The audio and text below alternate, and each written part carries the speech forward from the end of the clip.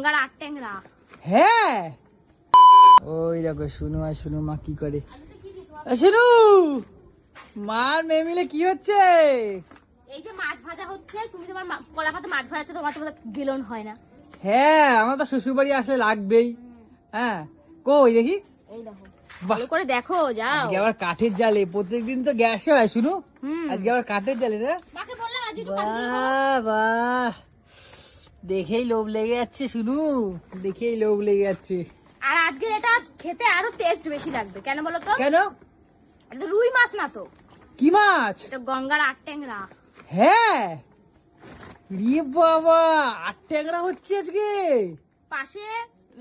পাশে হচ্ছে কি তোমার আলু আলু কুচি কুচি করে দেওয়া, মানে আলুটা দিয়ে তুমি মাখবে আর মাছটা দিয়ে তুমি ভাতটা খাবে, মানে তোমার আর কিছুই লাগবে না। বাবা তাহলে এই খাওয়া দাওয়াটা জমি হয়ে যাবে। হ্যাঁ শুনে শুনে একটা কথা বলবো, কালকে ঠিক আছে 500 মতো চাংড়ু মাছ আনবো, ঠিক আছে? চাংড়ু মাছের ওই পাতায় করে দেবা,